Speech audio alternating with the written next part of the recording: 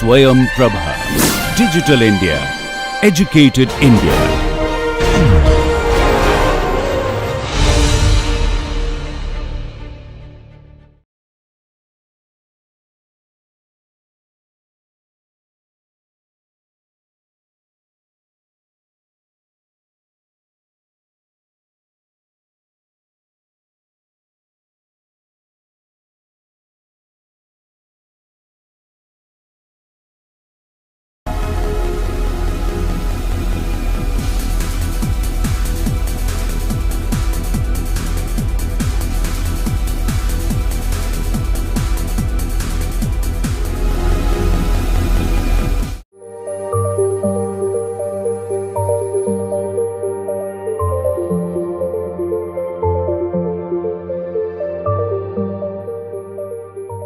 Dear students, I welcome you back to the lecture series of course material Transportation Engineering 2. From the previous lecture, we have started discussing turnouts. As we have discussed, the turnouts are the ways which allows the train to move or to change the direction. In the continuation of the same, we will be discussing some other features regarding turnout. We will be discussing about the crossings and the design of turnout specifically in this lecture. So, the lecture has been outlined in the following manner. We will be discussing about crossings, we will be discussing about the working of a turnout, we will also look at the angle of crossing and the way it is measured, and the design of a turnout. So, we start with crossing. We have already seen that in the case of a crossing, there are certain components needs to be provided. It is in the form of a combination of a point rail with a splice rail, a pair of check rails and the wing rails, and the angle of crossing. And with the combination of all these, then there are certain features which gets formed like A and C, that is actual nose of crossing, T and C, the theoretical nose of crossing, and the throat. Now, here we will be looking at the different type of crossings which can be maintained, which can be created using these components which we have discussed just previously. Now, these types of crossings can be defined on the basis of the shape of crossing, or there can be another way of defining it too. We will look at that one just after this one. In the case of shape of crossing, there are three types of the categories: the acute angle crossing, which is also known as V crossing or a frog, an obtuse angle crossing, which is also at times defined as a diamond crossing, and a square crossing. In the case of acute angle crossing or V crossing or a frog, the splice rail and the point rail, they are being placed in such a way that the angle being formed by the two is a acute angle in this case.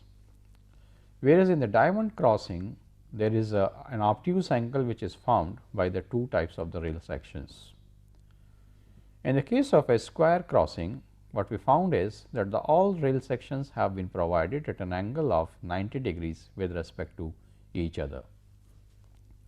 Similarly, we can classify the crossing on the basis of the type of assemblies being provided on the crossing. It may be defined as the spring or the movable wing crossing, or classified as the rammed crossing.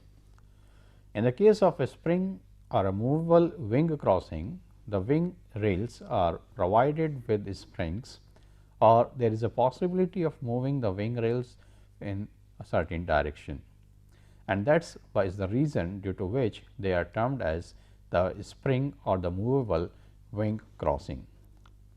In the other case, that is the rammed crossing, no such arrangement is being provided, and they are provided with the ram for a certain movement. So, that is the basis of the defining or classifying the crossings on the basis of shape and on the basis of assembly.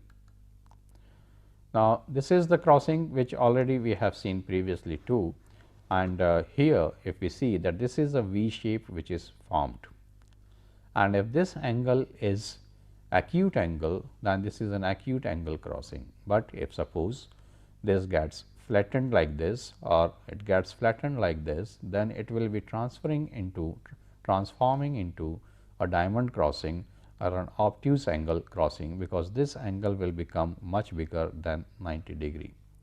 Similarly, if this is being made at 90 degree, then we will be having a square crossing.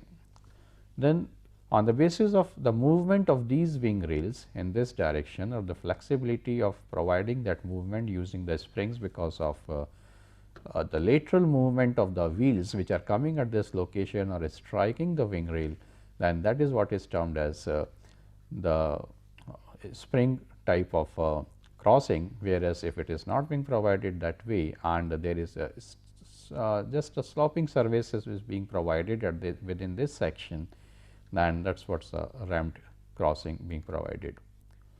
Now, in the case of acute angle crossing, this is another diagram which is trying to depict the same thing, and what we see is that we have the two rail sections. This is one rail section and this is another rail section which are joining together at this location, and this rail section is being cut here as we can see, whereas this rail section is going up to the end of this point, and where it is being provided with a 6 mm thickness here. So, this is a point rail section and this is a splice rail section, and in between these two, whatever angle is being formed is the crossing angle. And because we are looking in the direction of the points from the crossings, then this is the trailing direction and this one will be the facing direction. The overall length of the crossing is defined taking certain length of these splice rails or the point rails along with some length or straight section of the wing rails or the right hand wing rails which are provided at this crossing. The distance here as being defined previously 2 is the throat, and where this is ANC and this is TNC, that is the difference between the two. So, we have to look at these type of crossings or the similar sort of crossings or similar sort of terminologies which needs to be used, whether we are talking about the acute angle or obtuse angle or another type of crossing. Now, we will look at the obtuse angle crossing. In this case, the obtuse angle crossing, we just have a bigger angle which is formed, and in that case, that is what is this is actual nose, and these all again are being shown in the same form with the throat. Whereas, if we go to the square crossing, this is the diagram which depicts the square crossing, where everything is at a 90 degree with each other, and we have this is a crossing condition. So, we have the wing rail here and we have the wing rail here. What we can see is that at this location where the wing rails have been provided at this crossing, there is no check rail which is being provided on the other side. The reason being is that on this side also there is a crossing, and because of the shape of this crossing, this check rail which goes along with this lead rail and comes back as a check rail. So, they becomes opposite to each other, and that is why there is no requirement of providing a check rail. In this case, we have the wing rails being provided on all the crossings, and in the center we have the straight section which is being connected in this form. So, this is a square being formed here like this. So, on all the directions we found that we have the check rails, we have the wing rails on all this way, this side as well as this side. So, 4 pairs of wing rails are provided. Now, we look at this one. This is a movable crossing where the spring is located here. This is helical spring, and with the help of this helical spring, this has a tendency to move. So, this is a movable wing rail. It can be moved to this side or it can be touching this way. Now, what happens is that as we have seen in the previous diagram, where if this is provided in the way as being provided here like this, then the location will be something like this. This will be the location, and because of this one, then there will be a big gap between this face of the rail and this A and C. So, as to reduce this gap, so that there are no hazardous condition getting created when the wheel is changing over from this rail section to this rail section, when it is moving in this direction like this, then this gap because it is now being maintained at a lower level because of the movement of this wing rail in this direction, and now it is touching this one and is allowing a very small gap at this location. So, that there is a smooth entry of the wheel from this side on this track. And because we are not providing an operation in this direction, therefore, even if this wing rail is touching this lead rail and closing the entry on this side is perfectly all right. So, this is what is the advantage of this spring type of assembly which is provided here, and this is why this is known as the movable switch wing rail crossing. Now, we come to the another condition, another thing which needs to be looked at, that is what is number of crossing. This number of crossing is having a correlation with the angle of crossing. We have seen the angle of crossing in the previous diagrams, where the point rail and the splice rail, they were just crossing each other. So, if we look at that one and we found that angle of crossing, then on the basis of this angle of crossing, we can also define the number of crossing, and this is generally depicted or defined in form of n, capital N. So, this is defined as a ratio of spread at the leg of crossing and the length of crossing from T and C. This is how it is defined. If we take the spread at the leg of the crossing, we have seen in the first diagram, that is where the length of the crossing was shown, and all of the features or the components of that crossing were also indicated. In that case, if we are interested to find out the spread, then this spread is to be seen at the leg of the crossing. And with respect to that, then what is the length of the crossing is starting from the theoretical nose of the crossing. Then if we take the ratio of these two, then this is going to be defined as the number of crossing. There are three methods for calculating this number of crossing. We will be looking at those three methods. The first method is the right angle or the Coles method. This right angle or Coles method speaks in the form that if we have a crossing, here we have a splice rail and a point rail being placed like this, and there is this angle which is the angle of crossing, that is alpha. Now, if we are moving a certain distance n, and after moving that certain distance n, there is a unit distance available between the point rail and the splice rail, then we can define this angle of crossing. Here in general case, this distance, unit distance 1 was taken as 1 feet. So, if we are moving a distance in feet and then we are getting a distance of 1 feet between the point rail and the splice rail, then that is going to define us with the angle of crossing. And here in the case of this right angle or Coles method, it will be defined in terms of tangent of this angle alpha, that is angle of crossing, is nothing but this is 1 divided by n. In the other case, we have the center line method. In this case of a center line method, as you see in this diagram, instead of having this sort of a geometry where the thing was at 90 degree, here we have this point rail and splice rail again being shown in this form, and then we are dividing this angle of crossing by 2, and so this is the center line. So, if we have this center line, if we move along this center line here, and then while moving along this center line, we get say half of the feet on this side and half of the feet on this side. So, that it constitutes the total 1 feet distance between the point rail and the splice rail at this distance, which is being moved horizontally in this way. Then this is how we are going to define in the center line method the number of crossing. And in this case, it will be defined as, because we are taking in this one, this we are considering as a triangle now. So, this becomes alpha by 2, and this distance will also become half instead of 1. So, we have this as half, this is an angle as alpha by 2, and the distance moved from this point to this point remains n. So, therefore, this is tangent of alpha by 2 is half divided by n. So, that is how we can find out the value of this n, because we know the angle of crossing. The third way of finding out the number of crossing is the isosceles triangle method. In this isosceles triangle method, what we are doing is that we assume that the triangle which is formed by the combination of a point rail and a splice rail is isosceles triangle, and therefore, the length here and the length here is same.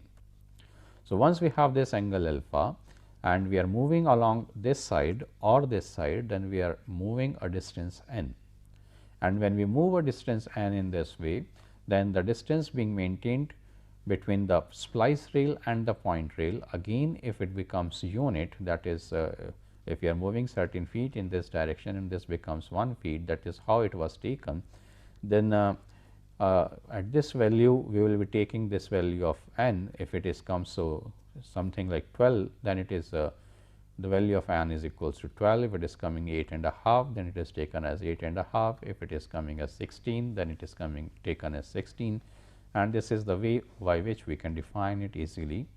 Here again, if we are interested in computing the value, then we can compute the value using this way. That is, again if we make a center line here and then we have alpha by 2 angle, then sine of alpha by 2 will be half divided by n. So, that is how in the case of isosceles triangle method we can compute the value of n.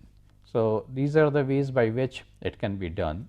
But in general what happens is that if we are taking with this distance with respect to a unit distance being maintained between the two type of the rail sections, then that distance itself gives us the value of n, and that is how we find out the value of n in the field.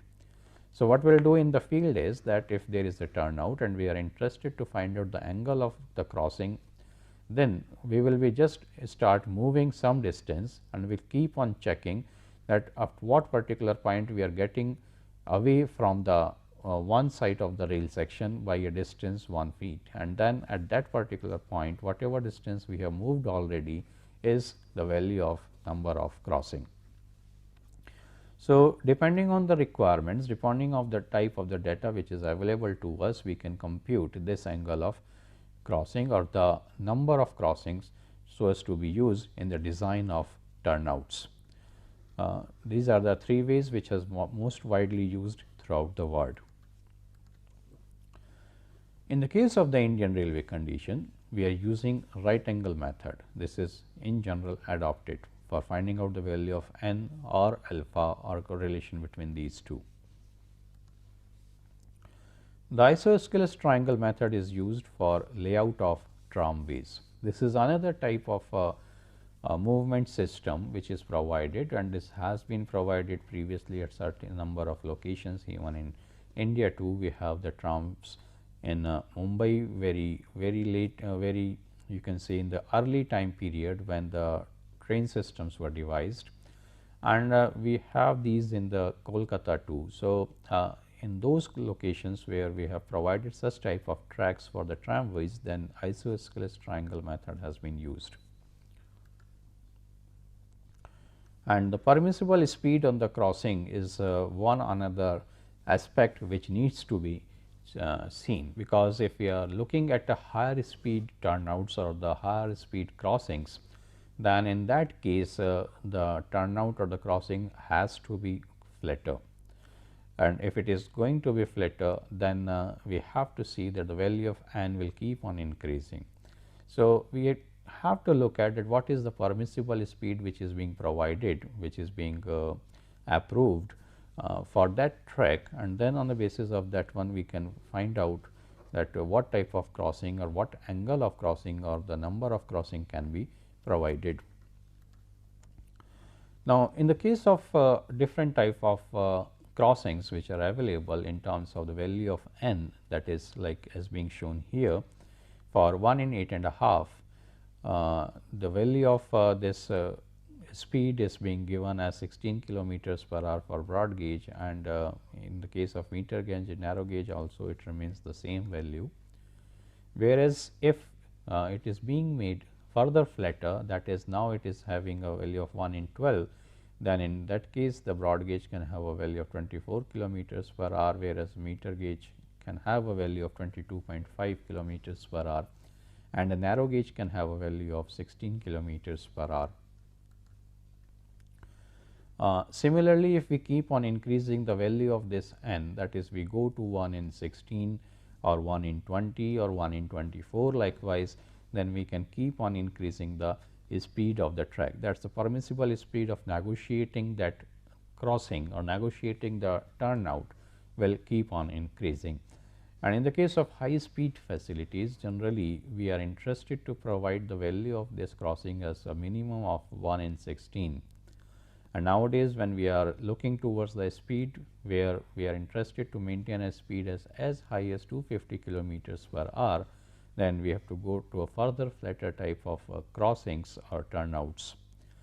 So, in that sense, we have to look at 1 in 20 and 1 in 24 size of the turnouts, which are also being under the studies, and probably in some point of a time we are going to provide them if high speed facilities have to be provided. Then we will just look at the uses of the different type of the crossings which can be provided. It is again the crossings have been defined using the value of n, that is number of crossing. Here when we are looking at this one, this is 1 in 6, that is 6 is the number of crossings. So, this is being provided for the symmetrical split of the tracks, where the two tracks which are diverging from each other, they are diverging at the same angle with respect to the profile of the main track in the either directions and both of the directions. So, that is what is the symmetrical split condition. Whereas, the 1 in 8.5 is in general provided in the station yards, or it is provided on sharp turnouts, where we have to negotiate the curve at a lesser radius. Then 1 in 12 is provided in the case of the station yards of the main lines or in the flatter turnouts, and because as I have discussed previously too, more is the flatter, more is the speed. In the case of 1 in 16, we are providing it on a very high speed turnouts on broad gauge and meter gauge only. We are not providing this type of crossings in the case of narrow gauge, because we are not maintaining such very high speeds in the case of narrow gauges. Now, we will be looking at some of the standard details of the turnouts. Under these standard details, we will be looking at the type of the crossing, the switches, the permissible values of speeds. We will look at these one, and that is how we will define that what is going to be the correlation and how we have to take one value with respect to the another value. Here when we are looking at 1 in 8.5 type of the turnout, then here the crossing is being defined in terms of its number by 8.5, whereas it will translate into an angle alpha, that is the angle of crossing, in the form of, that is as we have taken the right angled method on the Indian railways, then it is tangent of alpha is equals to 1 divided by n, and using this equation we can here the n is taken as 8.5. So, if we put the value in this one and find out the value of alpha, then this will come out as 6 degrees 42 minutes and 35 seconds. So, this is the standard value of angle of crossing if it is 1 in 8.5 type of crossing. Similarly, in this case the switch angle will also be defined, and this switch angle, as we have discussed previously, is the angle between the tongue rail and the stock rail, and there is a way out by which we can compute this value depending on whether we are considering the thickness of the tongue rail at the toe or we are not considering the thickness of the tongue rail at the toe. We can find out this value of angle beta, and this angle beta in this case where we are talking about 1 in 8.5 type of turnout comes out to be 1 degrees 34 minutes and 37 seconds. And here the permissible speed in kilometers per hour is 10 for the straight switch, and if we are changing the value of the switch angle from 0 degrees to 47 minutes and 27 seconds, and then it can be 25 kilometers per hour even for the curved switches. So, it depends on how we are defining. If we are making this angle in this form, that is the sort of a king which is going to be created because of the angle is reducing, then there are chances that we can provide a better permissible speed or a higher permissible speed as compared to the normal condition, and that is what we look here. It is increasing from 10 to 25. Similarly, if we look at this one, this is 1 in 12 type of turnout, and as we have seen that this 12 is nothing but this is the number of crossing, and for this number of crossing, that is if we take again tan alpha is equals to 1 divided by 12, then we have the value of alpha as 4 degrees 45 minutes and 49 seconds. And in this case again we can have a switch angle as 1 degree 8 minutes and 0 seconds, and it will translate into permissible speed of 15 kilometers per hour for a straight switch. And if we are having a switch angle as 0 degrees 27 minutes and 35 seconds, then it will be translating into a permissible speed of 40 kilometers per hour for the curved switches. Then if we look at this one, that is where we are having a value of turnout as 1 in 16, which translate n to 16, then the alpha angle will be 3 degrees 34 minutes and 35 seconds, and the switch angle may be 0 degrees 24 minutes and 27 seconds, and the permissible speed can be 50 or 60 or more than that. That is the value which can be there, and this is how we are getting that if we change one of the component, like if we are changing the switching angle, or if we are changing the crossing angle, or if we are changing the number of crossing, then this is how we are increasing the speed on different crossings. 1 in 20 is another case which is just shown here. Is in this case this angle keeps on reducing and we reach here to 2 degrees 51 minutes and 45 seconds, and this at this type remains the same. This is reaching towards the minimum condition where it can be 0 degrees 24 minutes and 27 seconds, and the speed again can be maintained to higher side, that is 50 or 60 kilometers per hour. For 1 in 24, it will be, you can see the switch angle and the angle of crossing. Angle of crossing is 2 degrees 23 minutes and 9 seconds, whereas the switch angle is 0 degrees 10 minutes and 0 seconds, and here we can go up to a speed of as high as 100 kilometers per hour.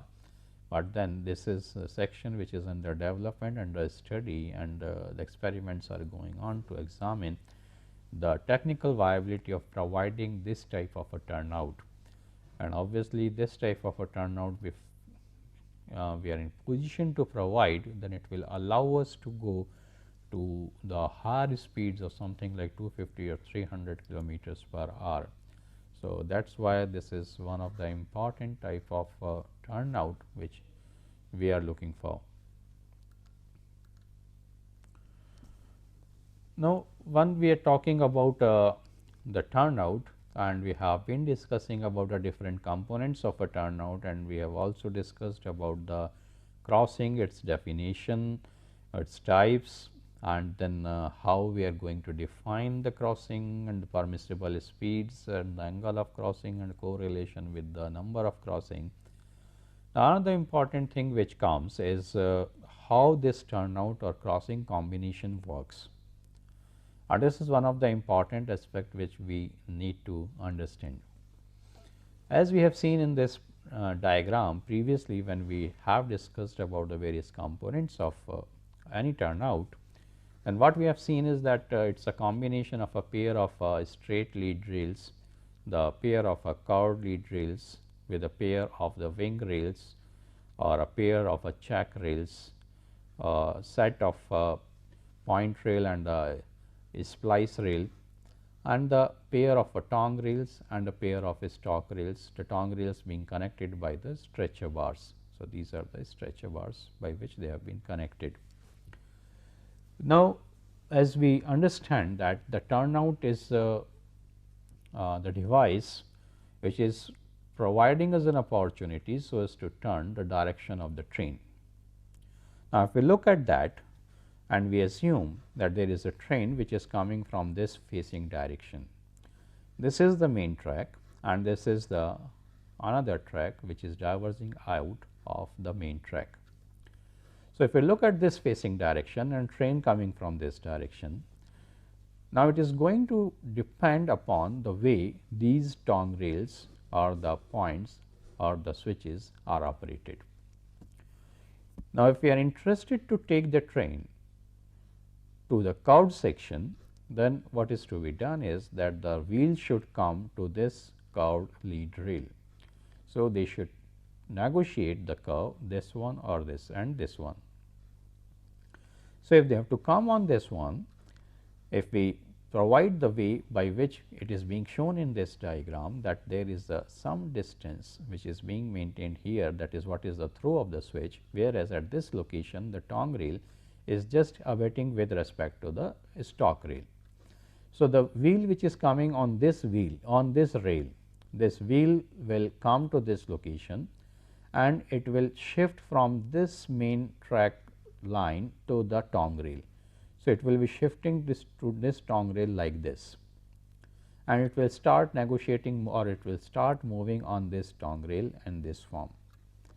And as soon as this starts moving on this tongue rail and then further on the outer curved lead rail, then similar is the condition which will happen here, because in this side we have taken this tongue rail away. Therefore, there is a gap being maintained and the wheel which is coming on this main rail section, it will remain on this stock rail, it will not be coming negotiating the tongue rail here. So, it will be negotiating because of this gap being maintained between the tongue rail and the stock rail, it will keep on continuing on the stock rail. So, now it is moving on the gauge face of this stock rail and the gauge face of the tongue rail on this direction at this particular location, whereas it will be moving on the gauge face of this outer curved lead rail and the gauge face of the inner curved lead rail in this location. And that is how it will be negotiating a curve like this and will come to this location, where the wheel will negotiate a gap which is provided here, and there will be a little jerk which we can observe while we are sitting in the train also, and thus due to this little jerk it will negotiate and will strike here, and because of this 6 mm thickness being provided here, it will be able to get accommodated, and if at all it gets deflected either in this direction, then in that case this wing rail will take care of it and it will not allow the wheel to move further away and will respond it back by the repulsive force condition. So, that is how the wheel will come back on this lead rail and it will negotiate this lead rail, whereas the wheel which is moving on this inner curved lead rail will continue to do so. And here as a precaution we have provided this check rail as being shown here, because if there is any impact or any jerk which has got created at this location because of the movement of wheel from this outer curved lead rail to this straight section rail, or we can say that this stock rail, then there is a chance of the wheel base moving in this direction, and if it happens then this is being controlled at this location.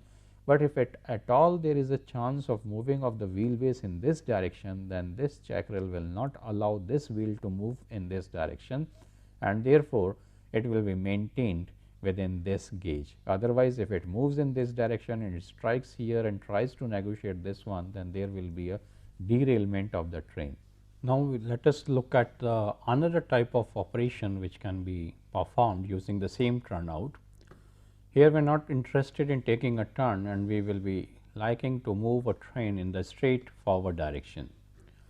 So, in that case, how we are operating over these points and switches.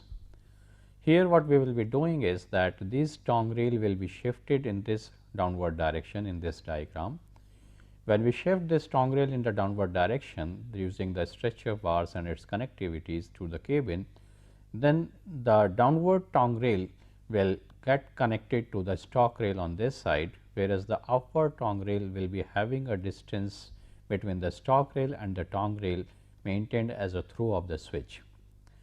Now, if there is any train or the rolling stock coming from this facing direction, then the wheel which is negotiating this outer straight lead rail will not be moving on the tongue rail because of the throw of the switch here, and will continue moving on this straight lead rail only. Whereas, in the downward direction on this side, what will happen is that as there is no throw of the switch, it is being maintained at 0 level.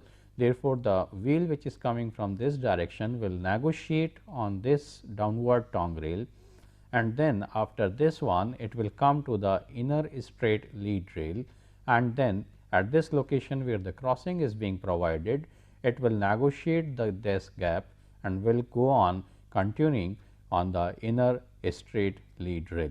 And this is how the train will be moving in the direct straight direction, and instead of taking a turn in the curved section towards this left hand side. So, that is how the turnout works in the case of making a turn in one direction or keeping the train in the forward direction. I hope that this has become clear to you, that how by using the points and the switches we can operate this turnout, and we can felicitate the change in the direction, or we can just eliminate the change in the direction and allow the train to move in the forward direction only. Now, we come to the design of the turnout. There are 3 methods of design of any turnout, and we will be looking at all those 3 methods and how we design using those 3 methods. The first method is the Coles method. In the Coles method, the main ideology is, as we have seen in the case of the turnout, that we have the curved section, we have the tongue rail section, and we have the crossing section where the wing rails and the jack rails have been provided. So, what we have to design is the overall length of any turnout, which comprises of the straight sections, the curved sections, and the tongue rail sections. And if we look in this sense, then we have different points of changeovers, whereas in the case of the crossing, we have the heel of the crossing and the toe of the crossing, and in the case of the point or the switch, again we have the heel of the switch and the toe of the switch. In this case, the curvature of the curved lead rail, it may be starting from the theoretical nose of the crossing, and then it goes along and may be ending somewhere around the toe of the switch. So, either way we can define it. So, this is what is the basis of the Coles method. So, the curvature is starting maybe at the toe of the switch and ends at T and C. The toe of the switch means where the tongue rail is having a thickness of 6 mm, not the thickness of equivalent to the head of the rail. So, up to that point we are assuming that there will be a curvature. Now, theoretically, when there is a curvature from the T and C to the up to the end, then there should not be any kink in the layout. Okay. But what happens is that it is being observed that in actual there are 3 locations where the kinks will be remaining. There is a location at the toe of the switch, at the heel of the switch, and at a distance block which is provided at the crossing. And all these 3 locations, there are chances that the kink is being formed, and due to this kink there will remain certain form of discomfort or the chances of the jerks coming up when the rolling stock moves or negotiates these kinks. Now, when we design in this case, then what we are getting is that we have to find out certain values. The one value is termed as the curve lead. The curve lead is a distance in the horizontal direction which is to be provided so that the curve lead can be provided in its complete length. So, the horizontal distance corresponding to the curved section of the turnout is known as the curve lead. And here, because we are looking at this curve which is starting from T and C, that is the theoretical nose of the crossing, and goes up to the toe of the switch, then this curved lead will go up to that location. That is, it includes not only the curved section, but will also be including the tongue rail section, and can be given by, and it is abbreviated as CL, and can computed as G cot alpha by 2, or approximately it can be computed as twice of the multiplication of G and N, where G is the gauge phase, that is, if it is broad gauge, then it is 1.676 meters, and similarly, like we can have the value of meter gauge and narrow gauge, and alpha is the angle of crossing, which we have already seen, which is an angle between the point rail and the splice rail, and otherwise if it is defined as N, then N is the number of crossing, as being seen it is 8.5, 12, 16, 20 and so on. The another design detail is the radius of the curve, and this radius of the curve can be computed as 1.5 G plus twice of G and square of N, this multiplication being taken at this point. So, this is what we are taking here, this is the radius of curve R naught, where again the all these values remains the same as being defined previously. Then on this case we can also compute the switch lead, where the if this we are taking the switch lead, and this is related to the distance in which the tongue rail is moving, and as we have we are taking it in the form of that there are chances of the 3 kinks remaining in the overall section in this Cole's method. So, the switch lead will be computed with respect to the distance in which the tongue rail is available, and this is computed as the under root of the value of the total value being taken together as 2 R naught small d minus square of the d, where R naught is being computed in the previous step, and d is the heel divergence. And the lead of crossing, that is the crossing which is being provided, and that is going to be the nothing but the difference between the curve lead and the straight lead. And this, if we use the same formula as we have already seen, will be nothing but G cot alpha by 2 minus under the root of twice of R naught d minus d square taken together.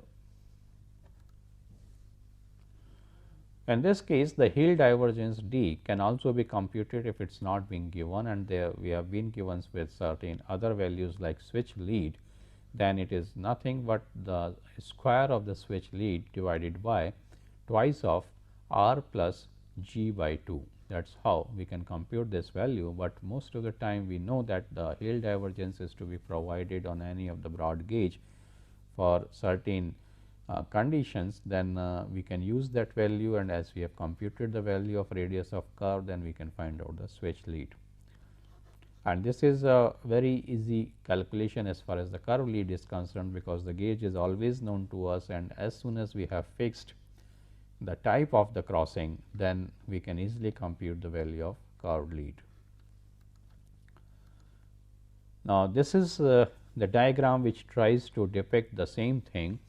What we are interested here is that the Cole's method assumes that the curve is starting here. This is the theoretical nose of the crossing. We have this crossing here like this, and this is the angle alpha, that is the angle of crossing. This is gauge G. So, this is the same gauge here also, and we have the turnout in this direction. So, your curve is starting from this location as per this method, and it keeps on going like this, and it ends at this location, which is the toe of the switch.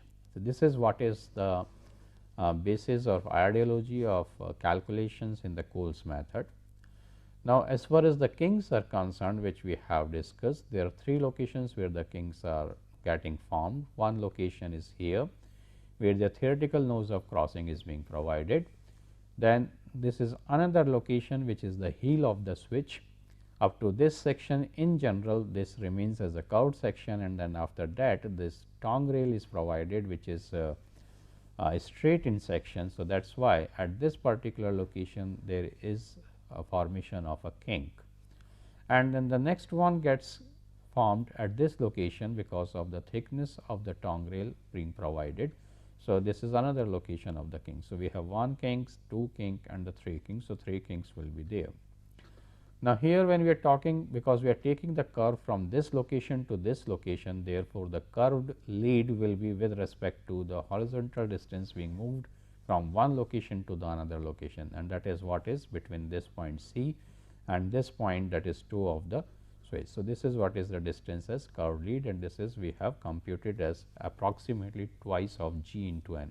Then here this is the switch, and this is the tongue rail, and therefore, with respect to this one, whatever is the horizontal distance which we are taking is termed as the switch lead, that is the lead distance related with the switch.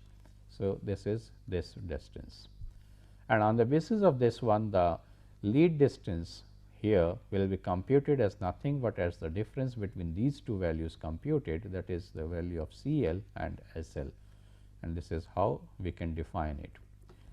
As far as the radius is concerned, this radius we are computing here is with respect to this curve which is provided here like this. So, if you are computing this value, this is what is R naught. So, this R naught value we have already seen how we can compute this one, but what we are interested in is the center line profile of the turnout. So, therefore, the value of R will be nothing but R naught minus half of the gauge length. So, if this is the gauge, then this is half of the gauge. So, therefore, if we subtract the half of the gauge from this value, we are going to get the value of R, and that will be the center line profile of this curved track. The another design method is having an assumption that the curve is tangential to the tongue rail. It says that it is starting obviously from the T and C, but as it comes towards the point or it comes towards the switches, then it becomes tangential to the tongue rail. So, it means the curve will be having its distance between the T and C and the heel of the switch, and it springs from the heel of the switch and ends and T and C, that is what I have already mentioned. And in this case, because the curve is going from this point of end of T and C to the heel of the switch, we have the 2 kinks, one is at the toe of the switch, another at the T and C. So, we have to look at these two because we are trying to provide the curved section up to the heel of the switch, and if we can eliminate these 2 kinks, then it becomes a further more easier way of the movement on this type of a track or turnout. And only crossing lead is calculated. What we found is that it is becoming probably a little easier in this form, because T and C distance are related, the distance with respect to tongue rail is not required to be computed in that sense. And this crossing lead is calculated as L is equals to Z minus D taken in a bracket multiplied with the cot of alpha plus beta divided by 2, where G is again the gauge distance, D is the heel divergence, alpha is the angle of crossing and beta is the angle of switch. And if we take these together, we can compute the value of L. Similarly, we can also compute the value of radius, that is R naught, and this will be given by Z minus D divided by cos of beta minus cos of alpha. And then the radius of the central curve R, that is the center line profile of the turnout, will be the similar as we have computed in the previous case, and it will be equivalent to this R naught minus G by 2, because R naught is the radius with respect to the outer curve of the turnout.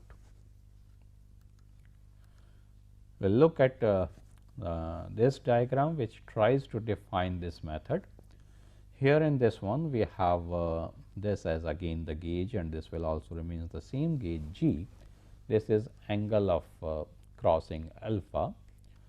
Then the curve is starting from this point, again the T and C, and it is ending at the heel of the switch, that is this location.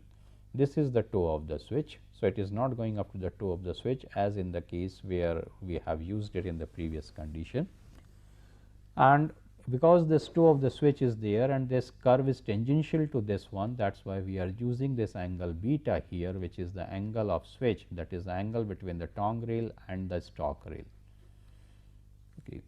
So, once we have this one, then at this distance, at this location where the heel of the switch is being located, we are providing the distance block, and due to this distance block there will be heel divergence, as we have discussed in the previous lecture.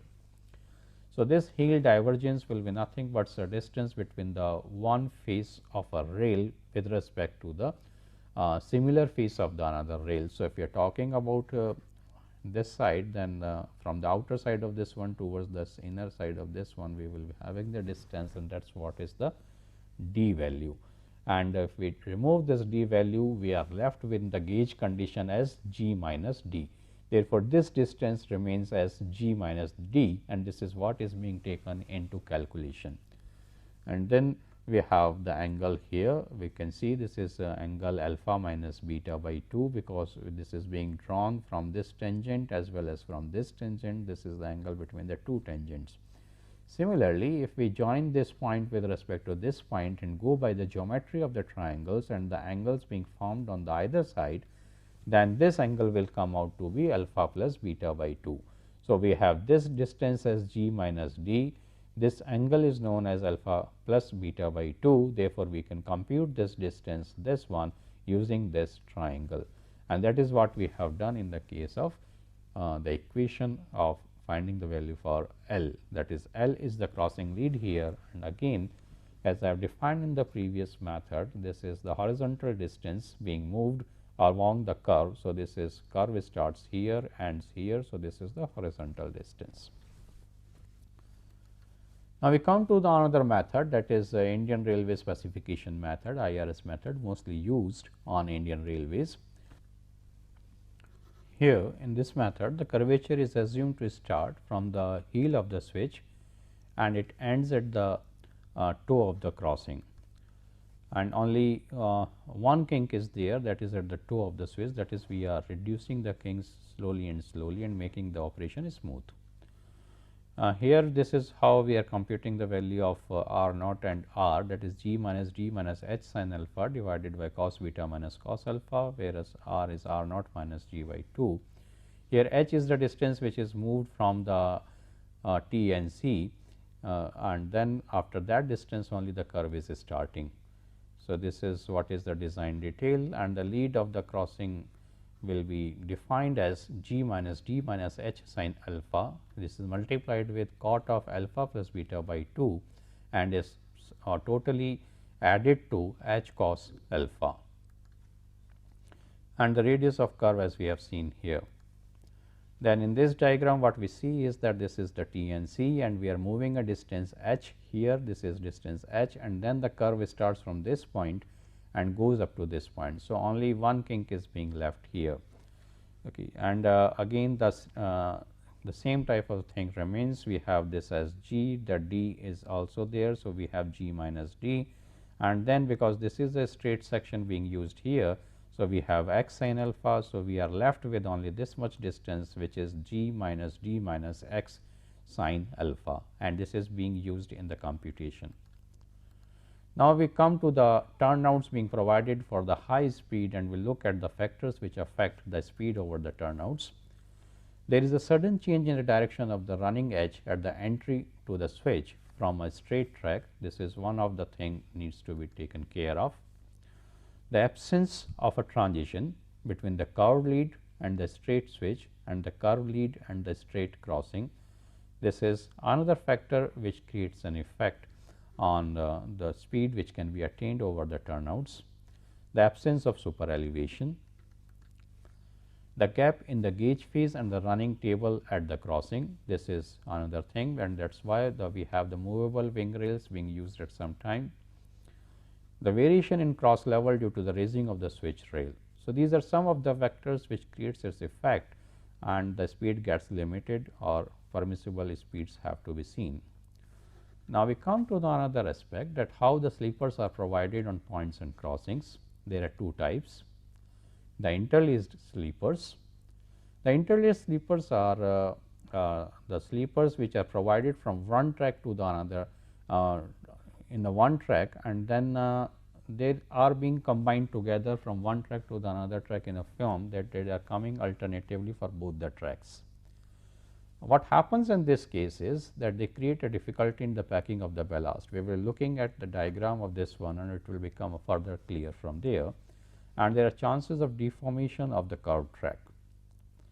Whereas, in another case, that is through sleepers, both the tracks are maintained at the same level, and the sleepers are provided starting from one track, and they keep going across the other track also. And the procurement of long sleepers of this size is a problem in this case, but otherwise there is no problem of packing or deformation. We will look at this diagram. This is the interlaced sleeper, where the sleepers are provided for this track and the sleepers are also provided for this track, and then this sleeper is coming in between the other two sleepers. That is the problem of packing. You cannot pack the ballast in this area. Then there is another diagram where the through sleepers have been shown, and what we found that as we go forward like this up to the end of the crossing, this size of the sleepers are required, and that is what is a problem in this case. But then this is a better way of providing the sleepers as compared to the previous one. There is another figure, another photograph where the tracks have been shown, and we can see these through sleepers have been provided all the way. So, what we have discussed in the today's lecture is the design features related to the turnouts, and the way the crossings can be defined on the basis of their shape or on the basis of the movable parts. This is one of the aspects which was supposed to be understood. The another one is the one which we will be discussing in the coming lecture, related to the various types of the crossovers which can be provided or the junctions. And we stop at this moment, and we will be meeting in the next lecture. Till then, bye bye.